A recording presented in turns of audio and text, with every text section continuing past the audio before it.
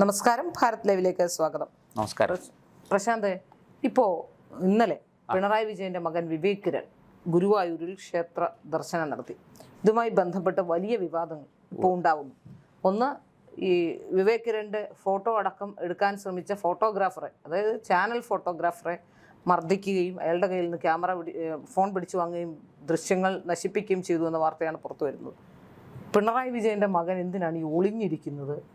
ഒരു പക്ഷേ ഇതുവരെ വിവേക് കിരൺ എന്ന് പറയുന്ന ഒരാളുടെ ഒരു പടം പോലും ആർക്കും അറിയില്ല. എന്തുകൊണ്ടാണ്? ഈ പിണറായി വിജയന്റെ മകനാണെന്ന് പറയാനുള്ള ബുദ്ധിമുട്ട് കൊണ്ടാണോ? ഇടക്കാലത്ത് കേട്ടിരുന്നു പിണറായി വിജയന്റെ ഡീലിങ്സിന്റെ ഒക്കെ ഇടനിലക്കാരൻ വിവേക് കിരൺ ആണെന്ന്. അത് പുറത്തു വരരുതെന്ന് കരുതിയാണോ? എന്താണ് ഇതിന്റെ? ഇനി ക്ഷേത്ര ദർശനം നടത്തുന്നതിൽ എന്തെങ്കിലും കുറ്റമുണ്ടോ? ക്ഷേത്ര ദർശനത്തിൽ ഇപ്പോൾ പിണറായി വിജയൻ ക്ഷേത്ര വിശ്വാസിയല്ല എന്നാണ് പിണറായി വിജയൻ പുറത്തു പറയുന്നത്, നമുക്കറിയില്ല. പലരും ഇങ്ങനെ പറഞ്ഞു നടന്നിരുന്ന ആളാണ് കോടിയേരി ബാലകൃഷ്ണനൊക്കെ. പക്ഷെ ഒരു കാലഘട്ടത്തിൽ പൂ മൂടാൻ പോയ കഥയൊക്കെ പുറത്തു വന്നതാണ്. ഈ പറയപ്പെടുന്ന പലരും ഇപ്പോൾ തെരഞ്ഞെടുപ്പ് എടുത്തപ്പോൾ നമ്മുടെ കടകംപള്ളി സുരേന്ദ്രൻ കാണിച്ച ഗിമ്മിക്ക് കണ്ടതാണ്. പക്ഷെ ഇത് ഗിമ്മിക്കല്ല എന്ന് തോന്നുന്നു. പിണറായി വിജയന്റെ മകന്റെ ഗിമ്മിക്കല്ല. ശ്രീല ഒരുപാട് ചോദ്യങ്ങൾ ചോദിച്ചാൽ ഞാൻ ബുദ്ധിമുട്ടിലായി.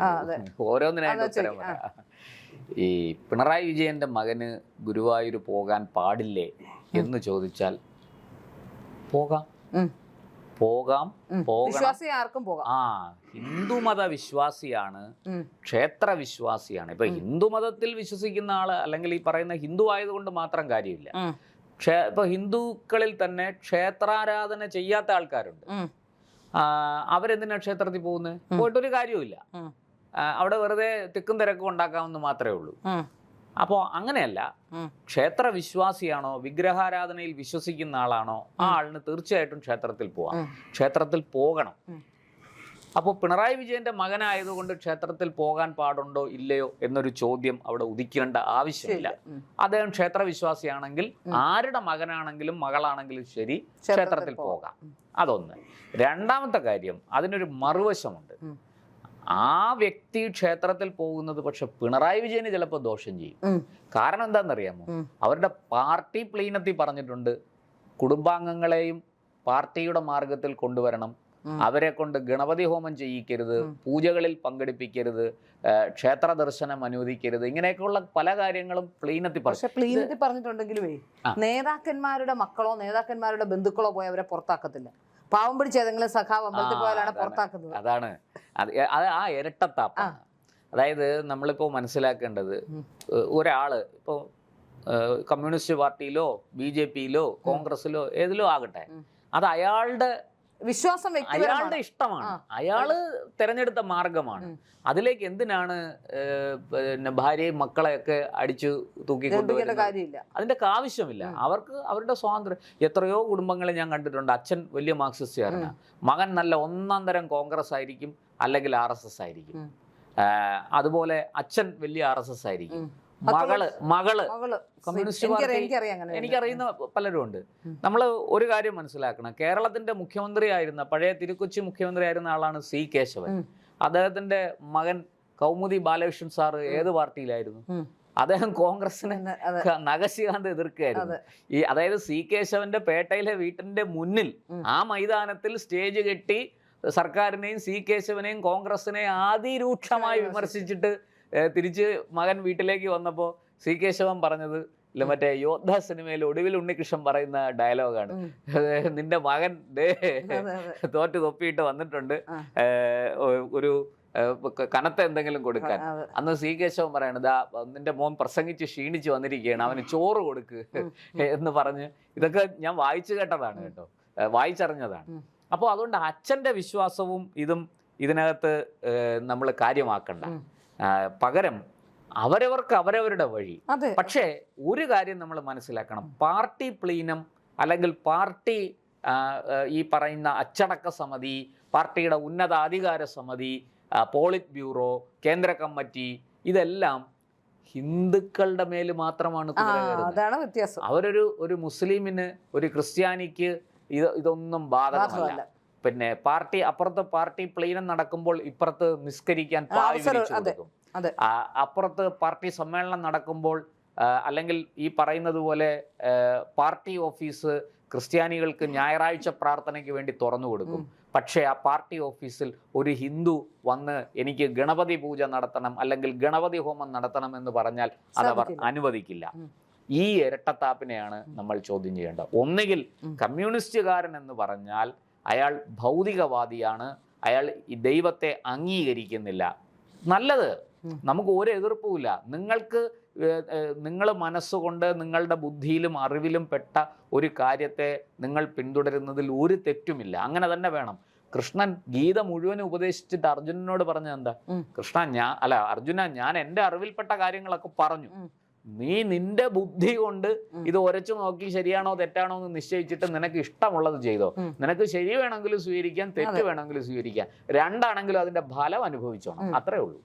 അത് കമ്മ്യൂണിസ്റ്റുകാരനായാലും കോൺഗ്രസ്സുകാരനായാലും നിരീശ്വരവാദിയായാലും BJP ആയാലും RSS ആയാലും ഈശ്വരനെ അംഗീകരിക്കുന്നവനാണെങ്കിലും അല്ലെങ്കിലും ശരി, ചെയ്ത കർമ്മങ്ങളുടെ ഫലം അനുഭവിച്ചേ തീരൂ. അത് പ്രകൃതി നിയമമാണ്, ലോക നിയമമാണ്, ഈശ്വരീയ നിയമമാണ്. അതവിടെ നിൽക്കട്ടെ. ഇവിടെ ഇപ്പോൾ ഈ പിണറായി വിജയന്റെ മകൻ വിവേക് കിരൺ ഇവിടെ തൊഴാൻ വന്നു, ദർശനത്തിന് വന്നു. നല്ല കാര്യം. അദ്ദേഹത്തിന് വിശ്വാസമുണ്ടെങ്കിൽ അദ്ദേഹം വരട്ടെ, അദ്ദേഹം വരണം. അതാണ് വിപ്ലവം. അപ്പോൾ അദ്ദേഹം വന്നു. സ്വാഭാവികമായിട്ടും നമ്മുടെ ഈ മാധ്യമ പ്രവർത്തകർക്കൊരു സ്വഭാവമുള്ളത്, അവർ ഇത്തരം വിഷയങ്ങൾ, അതായത് വിവാദമാകാൻ സാധ്യതയുള്ള വിഷയങ്ങളുടെ പുറകെ പോകും. സത്യത്തിൽ അതിനോട് ഞാൻ അത്ര യോജിക്കുന്നില്ല. പിന്നെ അതിനെ ഒരു വാർത്തയാക്കി ഒരാളുടെ സ്വകാര്യ വിഷയത്തെ അയാൾ പറയുന്നത് ഞാൻ എടുത്തു. ഇനി വാർത്ത കൊടുക്കണ്ട എങ്കിൽ പറഞ്ഞാൽ ഞാനത് കേൾക്കുമായിരുന്നു. അല്ല, അത് മാന്യത, അത് മര്യാദ. പക്ഷെ അതല്ല ചെയ്തത്. എന്നെ ക്യാമറ പിടിച്ചു വാങ്ങി, അത് ശുദ്ധ പോകൃതരമാണ്. അതാണ് അവിടെ. മാത്രമല്ല, അത് പിണറായി വിജയന്റെ സംരക്ഷണയിലാണ് മകൻ അവിടെ വന്നതെന്ന് ചുരുക്കം. തീർച്ചയായിട്ടും. കാരണം അതിലേക്ക് വരുന്നു. അപ്പൊ പക്ഷെ ശ്രീല ചൂണ്ടിക്കാണിച്ച കാര്യം വളരെ ശരിയാണ്. മാധ്യമ പ്രവർത്തകന് അത് ഒരു മുമ്പിലൊരു ഇത് കിട്ടി, ദൃശ്യം കിട്ടി, അല്ലെങ്കിൽ ഒരു വാർത്ത കിട്ടി, അത് അവരെടുത്തു. പക്ഷെ പറയാണ് ഇത് കൊടുക്കരുത്. ഞാൻ അങ്ങനെ പറഞ്ഞിട്ടുണ്ട്.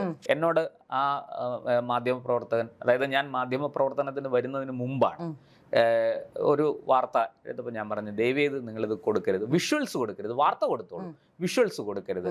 അത് ചിലരുടെ സ്വകാര്യതയെ ഹനിക്കുന്നതാണ്, അത് ചെയ്യരുതെന്ന് പറഞ്ഞു. അവരത് പരിപൂർണമായിട്ടും അംഗീകരിച്ചു. നമ്മൾ ബഹളത്തിനോ വഴക്കിനോ ഒന്നും പോണ്ട. വായി കിടക്കുന്ന നാക്ക് നേരെ ചൊവ്വേ ഉള്ളതാണെങ്കിൽ ഈ പറഞ്ഞ പല്ലുകളുടെ എണ്ണം കുറയില്ല, എല്ലുകളുടെ എണ്ണം കൂടില്ല. എനിക്ക് അത്രേ അതിനെക്കുറിച്ച് പറയാനുള്ളൂ. അതവിടെ നിൽക്കട്ടെ. ഇപ്പോൾ ശ്രീല പറഞ്ഞതുപോലെ വിവേക് കിരൺ അവിടെ ദർശനത്തിന് വന്നു, തൊഴാൻ വന്നു, പ്രാർത്ഥിക്കാൻ വന്നു. എന്താ അതിൽ തെറ്റ്? പക്ഷെ പ്രാർത്ഥിക്കാൻ വരുമ്പോ അവിടെ VIP സെക്യൂരിറ്റി പിണറായി വിജയന്റെ മകന് കിട്ടുന്നുണ്ടെങ്കിൽ അത് എത്രത്തോളം ശരിയാണ് എന്ന് ഈ നാട്ടിലെ ജനങ്ങൾ ചിന്തിക്കണം. ഞാൻ പറയുന്നത് ജനാധിപത്യ വിശ്വാസികൾ രാവിലെ തൊട്ട് വൈകുന്നേരം വരെ ക്യൂ നിന്നാണ് അവിടെ ഉള്ളവർ തൊഴുന്നത്. തീർച്ചയായിട്ടും ഒരു സെക്കൻഡ് അവിടെ നിൽക്കാൻ പറ്റില്ല. അങ്ങ് അത്രയും നേരം 1.5 മണിക്കൂർ, 2 മണിക്കൂർ, 4 മണിക്കൂർ, 5 മണിക്കൂർ ക്യൂ നിന്ന് ചെല്ലുന്ന ഫ്രാക്ഷൻ ഓഫ് സെക്കൻഡിൽ തട്ടിമാറ്റി പുറത്തേക്ക് പോവുകയാണ്. പക്ഷെ ഇങ്ങനെയുള്ള ആൾക്കാർ വരുമ്പോ അവർക്ക് സുരക്ഷ ഒരുക്കാനും അവരുടെ അകമ്പടി സേവിക്കാനാണ്. അവർക്ക് എത്ര സമയം വേണമെങ്കിലും നിന്ന് തൊഴാം, ഒരു പ്രശ്നവുമില്ല. ഇത് അംഗീകരിക്കാൻ കഴിയില്ല. വിശ്വാസിയല്ലാത്ത പിണറായി വിജയൻ വിളിച്ചു പറയുമ്പോ ഒരു ക്ഷേത്രത്തിൽ ഇപ്പോൾ വിവേക് കിരൺ വിശ്വാസിയാണ്, ശരി, വിവേക് കിരൺ വരട്ടെ, തൊഴുതിട്ട് പോട്ടെ, ഒരു പ്രശ്നം ഇവിടെ ആർക്കുമില്ല. പക്ഷേ എല്ലാ ഹൈ സെക്യൂരിറ്റിയോടും കൂടി പിണറായി വിജയന്റെ ഓഫീസിൽ നിന്ന് വിളിച്ചിട്ടോ അല്ലെ പിണറായി വിജയൻ വിളിച്ചിട്ടോ ആയിരിക്കുമല്ലോ ഇത്രയും സെക്യൂരിറ്റി കിട്ടിയ. അല്ലെ വിവേക് കിരൺ ആരാണെന്ന് ലോകത്താർക്കും അറിയില്ല. അപ്പൊ അറിയാത്ത ഒരാൾ വരുമ്പോ ഇത് ചിലപ്പോൾ ഈ റിപ്പോർട്ടർക്ക് പോലും അത് ആരെങ്കിലും പറഞ്ഞുള്ള അറിവാകും പിണറായി വിജയന്റെ മകനാണെന്ന്, നേരിട്ട് അറിയണമെന്നില്ല. അപ്പൊ തീർച്ചയായിട്ടും, കാരണം നമ്മൾ ആരും കണ്ടിട്ടില്ല, ഒരു പടം പോലും ഈ വിവേക് കിരൺ എന്ന് പറയുന്ന ആളുടെ കണ്ടിട്ടില്ല. പക്ഷെ നമ്മളൊരു വാർത്ത കൊടുത്ത സമയത്ത് ആ വാർത്തക്കെതിരെ നമ്മുടെ നേരെ വന്നിരുന്നു. ഭാരതത്തിലെ ഒരു വാർത്ത കൊടുത്ത സമയത്ത് ആ സമയത്ത് കേസും ഒക്കെ ആയിട്ട് വന്നിരുന്നു. പക്ഷെ പിന്നീട് അത് മുമ്പോട്ട് പോയില്ല. പക്ഷേ ഇവിടെ മനസ്സിലാക്കുന്നത് ഈ ഗുരുവായൂരിൽ ഇങ്ങനെ ഒരു ഇരട്ടത്താപ്പ് ഉണ്ട് യഥാർത്ഥത്തിൽ. അല്ല, ഗുരുവായൂർ മാത്രമല്ല ശ്രീലേ, ശബരിമലയില് പ്രധാനപ്പെട്ട എല്ലാ ക്ഷേത്രങ്ങളിലും ഈ പറയുന്നത് പോലെ അധികാര സോപാനങ്ങളിൽ ഇരിക്കുന്നവർക്ക് അവരുടെ കുടുംബാംഗങ്ങൾക്ക് പ്രത്യേക പരിഗണനയുണ്ട്. ഞാൻ പറയുന്നത് ഇത് വരുന്ന ഭഗവാൻ എല്ലാ ഭക്തരും ഒരുപോലെയാണ്, വലിപ്പ ചെറുപ്പമില്ല. അവിടെ ഈ പറഞ്ഞ പോലെ തൊലിയുടെ നിറത്തിന്റെ വ്യത്യാസമില്ല, ജാതി അവിടെ പ്രശ്നമല്ല. എല്ലാ ഭക്തരോടും ഭഗവാൻ തുല്യ നിലയിലാണ് പെരുമാറുന്നത്. അങ്ങനെയാണ് നമ്മുടെ സങ്കല്പം. അപ്പോൾ അവിടെ എന്തിനാണ് ഈ പറഞ്ഞതുപോലെ ഒരു പോട്ടെ ശരി നമുക്ക് ഒരു കാര്യം കയറ്റി വിടാം, മനസ്സിലാക്കാം, അല്ല, ക്യൂ നിൽക്കാതെ ഇയാളെ ഒന്ന് കയറ്റി വിട്ടു. ശരി. ഈ പക്ഷേ ബാക്കി എല്ലാ എന്തിനാണ് ബാക്കി ഈ അകമ്പടി സേവിക്കുന്നു, പിന്നെ ഫോട്ടോ എടുക്കാൻ വരുന്നവരെ തടയുന്നു, അവരെ കയ്യേറ്റം ചെയ്യുന്നു, അതിന്റെ ആവശ്യമുണ്ടോ എന്നുള്ളതാണ്. പക്ഷെ ഈ കാര്യത്തിൽ, ഈ ക്ഷേത്രത്തിൽ എത്തുന്നവരുടെ കാര്യത്തിൽ, ഈ ഗുരുവായൂർ ടെമ്പിൾ പോലീസ് സ്റ്റേഷനും ഗുരുവായൂരിലെ ക്ഷേത്ര അഡ്മിനിസ്ട്രേഷനും ഒക്കെ ഇരട്ടത്താപ്പുണ്ടെന്ന് ഞാൻ നേരത്തെ അറിഞ്ഞാണ്. കാരണം അവിടെ ഒരു മുസ്ലിമായ ജസ്ന സലീം എന്ന് പറയുന്ന ചിത്രകാരി എന്ന് അവരവകാശപ്പെടുന്ന ഒരു സ്ത്രീ അവിടെ വന്ന സമയത്ത് പലവട്ടം അവിടെ വന്നപ്പോഴും ദേവസ്വം ബോർഡോ ടെമ്പിൾ പോലീസ് സ്റ്റേഷനോ, അതായത് ജാമ്യവ്യവസ്ഥ ലംഘിച്ച് അവിടെ വന്നിട്ട് പോലും അവരെ ഒന്ന് തടയാനോ അവർക്കെതിരെ ഒരു കേസ് എടുക്കാനോ ഗുരുവായൂർ ടെമ്പിൾ പോലീസ് സ്റ്റേഷൻ പോലും അടങ്ങിയില്ല എന്നുള്ളതാണ്. അവസാനം നിവർത്തി കിട്ട് വീണ്ടും കോടതിയിൽ പോയി. 2 പ്രാവശ്യം ഹൈക്കോടതിയിൽ പോയി. ആദ്യം ഹൈക്കോടതിയിൽ പോയി സ്റ്റേ വന്നിട്ട് ശേഷവും ഈ സ്ത്രീ വീണ്ടും അവിടെ കിടന്ന് ബഹളം വെക്കുക. അത് മാത്രമല്ല, അവര് അമ്പലത്തിന്റെ മുന്നിൽ കേക്ക് കട്ട് ചെയ്യുന്നു. അതിനുശേഷം അവർ ഒരു മാല, അവർക്ക് എങ്ങനെയെങ്കിലും പടവും ദൃശ്യവും വേണം. അതായത് അവർക്ക് ഈ മറ്റുള്ളവരെ ധരിപ്പിക്കണം, ഞാനൊരു വിശ്വാസിയാണെന്ന് ധരിപ്പിക്കണം. അതിന് കാരണം എന്താണെന്ന് വെച്ചാൽ അവരൊരു ഫോട്ടോസ്റ്റാറ്റ് ചിത്രം വരയ്ക്കുന്നതല്ല, അത് ഫോട്ടോസ്റ്റാറ്റാണ്. ആ ഫോട്ടോസ്റ്റാറ്റ് വിറ്റ് പോകണം. ഇപ്പം അതായത് അടുത്ത കാലഘട്ടത്തിൽ ഇപ്പം എന്ത് ചെയ്തുകൊണ്ടിരിക്കുന്നത് വെച്ചാൽ കുറേ ഈ കൃഷ്ണന്റെ പടങ്ങൾ, ഈ ഫോട്ടോസ്റ്റാറ്റ് എടുത്ത പടങ്ങൾ വെച്ചിട്ട് അതിൽ വീണ് കിടക്കുകയും അതിൽ കറങ്ങിത്തിരിഞ്ഞുമാണ് ഇപ്പോൾ ചെയ്യുന്നത്. പക്ഷെ അവിടെ ക്ഷേത്രത്തിൽ വന്ന് പലവട്ടം ക്ഷേത്ര ഭാരവാഹികളെ ഞങ്ങൾ നേരിൽ വിളിച്ചിട്ടുണ്ട്. അത് തീർച്ചയായിട്ടും ചോദ്യം ടെമ്പിൾ പോലീസ് സ്റ്റേഷൻ ഞാൻ എത്രയോ തവണ അവിടെ അവസാനം CI ഫോൺ എടുക്കാതായി ഞങ്ങളുടെയൊക്കെ. കാരണം ഈ എപ്പോ വരുമ്പോഴും ബഹളം വെച്ച് ഈ റീൽസ് എടുക്കുമ്പോഴും ഞങ്ങൾ അതാണ്, അല്ലാതെ വിശ്വാസിയായിട്ടല്ല. കച്ചവടം നടക്കണം, അതിനപ്പുറത്തേക്കൊന്നുമില്ല, കച്ചവടമാണ്. അത് ഹൈക്കോടതി നല്ല കച്ചവടം മാത്രമല്ല, അതിന്റെ പിന്നിൽ അവരുടെ പിന്നിൽ ചില ആൾക്കാരുണ്ട് എന്ന് എനിക്ക് ബോധ്യം വന്നതുകൊണ്ടാണ് ഞാൻ അത്ര പ്രശ്നം ഉണ്ടാക്കിയത്. വേറെ ചില പിറകിലുണ്ടായിരുന്നു. ഇത് നമ്മൾ നേരത്തെ കണ്ടുപിടിച്ചില്ലെങ്കിൽ ഇത് വലിയ പ്രതിസന്ധി ഉണ്ടാക്കുമായിരുന്നു. എന്തായാലും ഇപ്പോ നമ്മൾ ഈ പറഞ്ഞ പിണറായി വിജയന്റെ കാര്യത്തിൽ ഈ പറയുന്നത് പോലെ അദ്ദേഹം വിശ്വാസിയല്ല. അദ്ദേഹം ഈ പറയുന്നത് പോലെ ഒരു എന്താ പറയുക, കമ്മ്യൂണിസ്റ്റുകാരനാണ്. പക്ഷെ അദ്ദേഹത്തിൻ്റെ ഭാര്യയ്ക്കും മക്കൾക്കും വിശ്വാസമാകാം, അവർക്ക് അതിനുള്ള സ്വാതന്ത്ര്യമുണ്ട്. ഞാൻ പറയുന്നത് അതല്ല, പ്ലീനത്തിൽ പറഞ്ഞ കാര്യങ്ങളാണ്. പ്ലീനത്തിൽ ഇതൊക്കെ പറയുകയും എഴുതി വെക്കുകയും ചെയ്തിട്ട് നേരെ ഘടകവിരുദ്ധമായിട്ട്, പക്ഷെ സാധാരണ ഒരു പ്രവർത്തനം അദ്ദേഹം വീട്ടില് ഒരു ഗണപതി ഹോമം നടത്തിയ അപ്പൊ ചോദ്യം വരും. ഇനി ഒരു സ്കൂളിൽ ഒരു തറക്കല്ലിട്ട് അവിടെ ഒരു ഗണപതി ഹോമം നടത്തിയതിന് ഡിവൈഎഫ്ഐക്കാർ അവിടെ കയറി കാണിച്ച, അത് പ്രൈവറ്റ് സ്കൂളായിരുന്നു, ഒരു തരത്തിലും ഏതോ പ്രൈവറ്റ് മാനേജ്മെന്റ് അവരിത് ചെയ്തപ്പോ അത് വലിയ അന്ധവിശ്വാസം, അത് എന്താ പറയുക, ഈ പറയുന്നത് പോലെ എന്തോ വലിയ കുഴപ്പം കാണിച്ചു എന്നാണ് പറയുന്നത്. അതേസമയം ഒരു ക്രിസ്ത്യൻ മാനേജ്മെന്റിന്റെ സ്കൂള് ഇതുപോലെ വെഞ്ചരിക്കുന്നു, ആർക്കും ഒരു പരാതിയില്ല, നമുക്ക് പരാതിയില്ല. ഒരു മുസ്ലിം ട്രസ്റ്റിന് കീഴിലുള്ള സ്കൂളിൽ അവിടുത്തെ ഈ മൗലവി, ആ പള്ളിയിലെ ഇമാം വന്നിട്ട് അവിടെ ചില ചടങ്ങുകൾ ചെയ്യുന്നു. എന്ത് പരാതി? അവരവരുടെ വിശ്വാസം അനുസരിച്ച് പ്രവർത്തിക്കുന്നു. അത് അവരുടെ സ്വാതന്ത്ര്യം. അത് മറ്റുള്ളവർക്ക് ഉപദ്രവം ഉണ്ടാക്കാത്തിടത്തോളം കാലം അതിനെ ഒരു തരത്തിലും നമ്മൾ ശല്യപ്പെടുത്തേണ്ട കാര്യമില്ല, അതിനെ ചോദ്യം ചെയ്യേണ്ട കാര്യമില്ല. അത് മറ്റുള്ളവർക്ക് ഏതെങ്കിലും വിധത്തിൽ ശല്യം വരുമ്പോഴാണ് അതിനെ ചോദ്യം ചെയ്യപ്പെടേണ്ടത് അവിടെ. അപ്പോൾ ഇതൊക്കെ ഈ കമ്മ്യൂണിസ്റ്റുകാരുടെ ഇരട്ടത്താപ്പാണ്. മറ്റൊന്ന്, ഇപ്പം ഈ വിഷയത്തെക്കുറിച്ച് നമ്മുടെ സെൻകുമാർ സാറ് ഒരു നല്ല പോസ്റ്റ് ഇട്ടിട്ടുണ്ട്. എനിക്ക് ആ പോസ്റ്റ് വളരെ ഇഷ്ടപ്പെട്ടു. അദ്ദേഹം അതിനകത്ത് ചൂണ്ടിക്കാണിക്കുന്ന കാര്യം, ഇനിയിപ്പോൾ പിണറായി വിജയൻ എളുപ്പമായി, കൃഷ്ണൻ എവിടെയാണ് ഇരിക്കണമെന്ന് മകനോട് ചോദിച്ചാൽ നേരത്തെ നാട്ടുകാരോടാണ് നിങ്ങളുടെ ശ്രീകൃഷ്ണൻ അങ്ങേരുടെ അല്ല, നിങ്ങളുടെ ശ്രീകൃഷ്ണൻ അവിടെയാണോ ഇരിക്കുന്നത്? അപ്പൊ ഇനിയിപ്പോ മകനോട് ചോദിക്കുക, നിന്റെ ശ്രീകൃഷ്ണൻ എവിടെയാണ് ഇരിക്കുന്നത്, അവിടെയാണോ ഇരിക്കുന്നതെന്ന് ചോദിച്ചറിയാൻ വളരെ എളുപ്പമായി. അത് സെൻകുമാർ സാർ വളരെ കൃത്യമായിട്ട് അദ്ദേഹം പറയുന്നുണ്ട്. ഈ ശരിക്കും പാർട്ടി തത്വങ്ങളും പാർട്ടി പ്ലീനങ്ങളും ഒക്കെ മുന്നോട്ട് വെക്കുന്ന ആ ആശയദാർഢ്യമുണ്ടല്ലോ, ഈ സഖാവിന്റെ ബലം പിടുത്തം, ആ മസിൽ പിടുത്തം അനുസരിച്ച് സഖാക്കന്മാർ ചിന്തിക്കണം. എന്തുകൊണ്ട് അവരുടെ മക്കൾ ഈ പറയുന്ന ഭൗതികവാദത്തിനും നിരീശ്വരവാദത്തിനും കമ്മ്യൂണിസത്തിനും ഒക്കെ പുറകെ പോകാതെ അവർ എന്തുകൊണ്ട് വിശ്വാസികളായി മാറുന്നു, ഈ ബൂർഷ്വാ മാർഗത്തിൽ സഞ്ചരിക്കുന്നു, അവർ കമ്മ്യൂണിസ്റ്റ് വിരുദ്ധരായി മാറുന്നു? ഇപ്പോൾ നമുക്ക് VS അച്യുതാനന്ദന്റെ മകനെ എടുക്കാം. VS വലിയ നിരീശ്വരവാദിയും ഒക്കെ ആയിരുന്നു. VSന്റെ മകൻ എല്ലാ വർഷവും ശബരിമലയിൽ പോവും. അത് സെൻകുമാർ സാറിന്റെ കൂടെ പോയിട്ടുണ്ടെന്ന് സെൻകുമാർ അതെ അത് പോസ്റ്റിൽ അദ്ദേഹം പറയുന്നുണ്ട്, ഞങ്ങൾ ഒരുമിച്ച് പോയിട്ടുണ്ടെന്നാണ് പറയുന്നത്. അപ്പോൾ ഞാൻ അതിലൊരു തെറ്റുമില്ല. മാത്രമല്ല എനിക്ക് പലരെ അറിയാം, സുരേഷ് കുറുപ്പ് നിരന്തരം മൂകാംബികയിൽ പോകുന്ന ഒരാളാ. അങ്ങനത്തെ എനിക്ക് നന്നായിട്ട് അറിയാം. എന്റെ ഒരു വളരെ അടുത്ത സുഹൃത്തിന്റെ നമ്മളെ കണ്ടതാണല്ലോ ജി സുധാകരൻ രാമായണം വായിക്കുന്നത്. അതിനേക്കാളും വലിയ ഒരു അട്ടിമറി പ്രതിഭ രാമായണം വായിക്കാറുണ്ട്, ക്ഷേത്രത്തിൽ പോകാറുണ്ട്. അതൊക്കെ ഞാൻ പറഞ്ഞ നല്ല കാര്യം, നിങ്ങൾ അത് ചെയ്യണം, അത് ചെയ്തുകൊള്ളൂ. പക്ഷേ ഈ ഇരട്ടത്താപ്പ് പാടില്ല. ഞാൻ ഇതൊക്കെ രഹസ്യമായിട്ട് ചെയ്യും. സന്ദേശം സിനിമയിൽ ശ്രീനിവാസൻ പറയുന്ന പോലെ, സാറ് തൃച്ചമ്പടി അമ്പലത്തിൽ തലയെ മുണ്ടിട്ട് തൊഴാൻ പോകുന്നത്, രാവിലെ തൊഴാൻ പോകുന്നത് ഞാൻ കണ്ടു. അപ്പം മറ്റേ പുള്ളി ചോദിക്കുന്നത്, നീ എങ്ങനെ കണ്ടു എന്നാണ്. ഞാനും അവിടെ തൊഴാൻ വരാറുണ്ട് രഹസ്യമായിട്ട്. ഈ ഇരട്ടത്താപ്പ് സത്യത്തിൽ കേരളീയ സമൂഹത്തോട് കാണിക്കരുത്. അതാണ് ഞങ്ങൾക്ക് നിങ്ങളോടുള്ള ഒരു എളിയ അഭ്യർത്ഥന.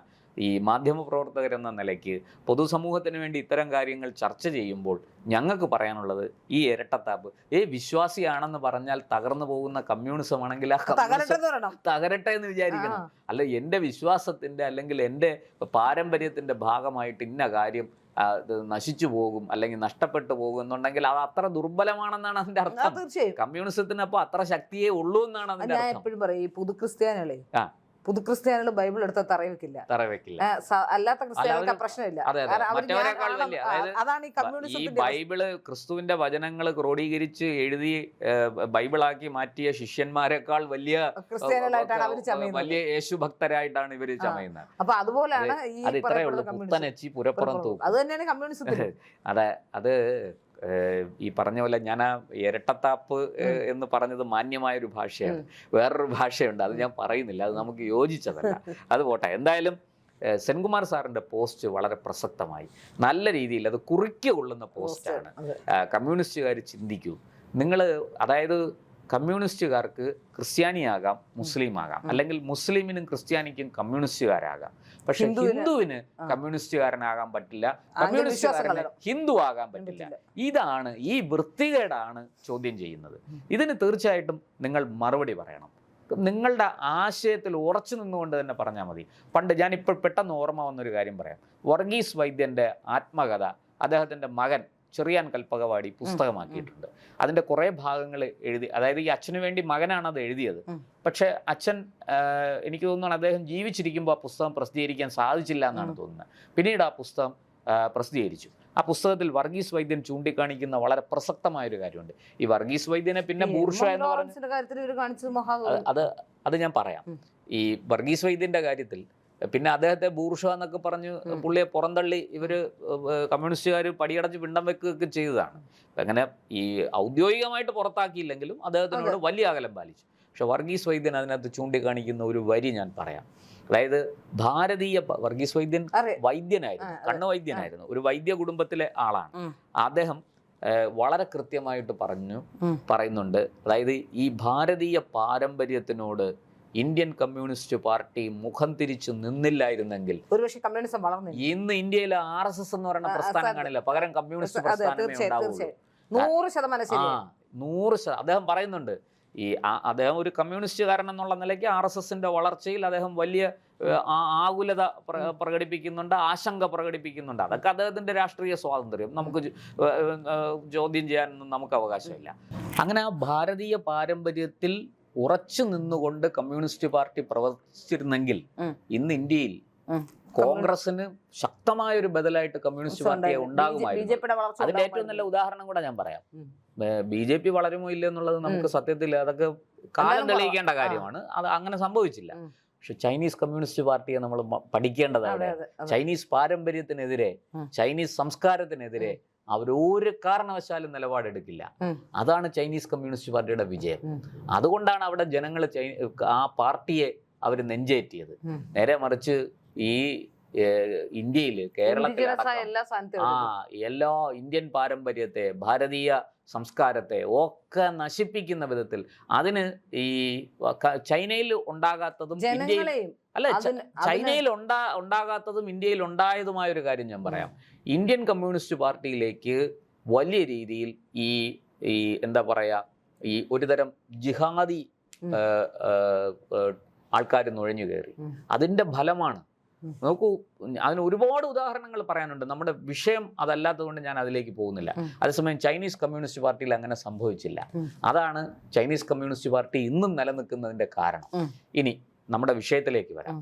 ഇവിടെ അതുകൊണ്ട് തന്നെ അതുപോലെ നമ്മൾ എം ലോറൻസിന്റെ കാര്യം എടുത്താൽ, ലോറൻസിന്റെ വിഷയത്തിലും അദ്ദേഹത്തിന്റെ മകള് അദ്ദേഹം മരിച്ചപ്പോൾ പിന്നെ ഇത് പള്ളിയിൽ അടക്കം ചെയ്യണം എന്നാവശ്യപ്പെട്ടു.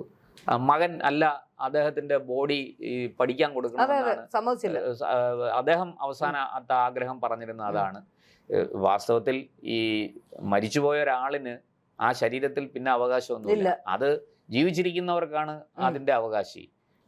ഈ പറഞ്ഞ പോലെ അദ്ദേഹത്തിന്റെ ഭാര്യയും മക്കളും ഒക്കെ ചേർന്ന് തീരുമാനിക്കേണ്ടതാണ്. അതിനെ ഒരു വലിയ വിവാദമാക്കി. പക്ഷെ അതെനിക്ക് തോന്നുന്നു ഒരുപക്ഷെ പള്ളിയിലടക്കാൻ സമ്മതിച്ചേനെയും അത് ആശയും ഒരു മകളും കൊച്ചുമകനും ഒക്കെ BJP-യോട് അതുകൊണ്ടാണ് അത്രയും ബലം പിടിച്ചത്. അല്ലാതെ ഒരു മരണത്തിനും കാണുന്ന പ്രശ്നം അല്ലല്ലോ അവിടെ ഉണ്ടാക്കിയത്. അങ്ങനെ ഒരു വലിയ ഈ കമ്മ്യൂണിസ്റ്റ് പാർട്ടി, പ്രത്യേകിച്ചും പിണറായി വിജയൻ അടക്കമുള്ള സഖാക്കൾ ഇനി ചിന്തിക്കേണ്ടത് ഇതൊക്കെയാണ്, ഈ തിരുത്തേണ്ടത് ഇതൊക്കെയാണ്. നിങ്ങൾ ഈ ഹിന്ദുക്കളോട്, ഹൈന്ദവ ആചാര അനുഷ്ഠാനങ്ങളോട് മുഖം തിരിച്ചു നിൽക്കാതെ അതിനൊരു വില കൊടുക്കുകയും എന്താ പറയുക, അതിനെ ആദരിക്കുകയും അതിനും ഈ നാട്ടിൽ ഒരു ഇടമുണ്ട് എന്ന് തിരിച്ചറിയുകയും വേണം. ആ തിരിച്ചറിവാണ് കമ്മ്യൂണിസ്റ്റ് പാർട്ടിയുടെ അതിജീവനത്തിന് നല്ലത്. അല്ലെങ്കിൽ മെയ് 4-ാം തീയതി കഴിയുമ്പോൾ നിങ്ങൾക്ക് മനസ്സിലാവും എന്താണ് സംഭവിച്ചുകൊണ്ടിരിക്കുന്നത്. ഇപ്പോൾ 2024 തെരഞ്ഞെടുപ്പ് കഴിഞ്ഞപ്പോൾ കുറേയൊക്കെ മനസ്സിലായി. 2019 തെരഞ്ഞെടുപ്പ് കഴിഞ്ഞപ്പോഴാണ് ഒരു ചെറിയ വെട്ടം വീണു തുടങ്ങിയത് തലയ്ക്കകത്ത്. അതുവരെ നിലാവായിരുന്നു. പക്ഷെ ഇപ്പോൾ കുറേയൊക്കെ മാറ്റം വന്നിട്ടുണ്ട്. ഇനിയും മാറും. മാറേണ്ടതാണ്. മാറ്റത്തിന് മാത്രമാണ് എന്താ പറയുക, മാറ്റമില്ലാതെ തുടരുന്നത് എന്നൊക്കെയാണ് കമ്മ്യൂണിസ്റ്റ് പാർട്ടിക്കാർ തന്നെ പറയുന്നത്. അതുകൊണ്ട് മാറട്ടെ. പിണറായി വിജയന്റെ മകൻ ഗുരുവായൂർ അമ്പലത്തിൽ പോയത് ഒരു തെറ്റുമില്ല. അദ്ദേഹത്തിന് അവിടെ പോവാം, അതിനുള്ള സ്വാതന്ത്ര്യമുണ്ട്. പക്ഷേ അത് തിരുത്തേണ്ടത്, സ്വാതന്ത്ര്യം ദുരുപയോഗം ചെയ്യരുത്. പക്ഷേ അത് തിരുത്തേണ്ടത് പാർട്ടി പ്ലീനത്തിലും പാർട്ടി തത്വങ്ങളിലുമാണ് ആവശ്യമായ തിരുത്തൽ വരുത്തേണ്ടത്. അതാണ് സെൻകുമാർ സാറ് ആ പോസ്റ്റിലൂടെ ചൂണ്ടിക്കാണിക്കുന്നത്.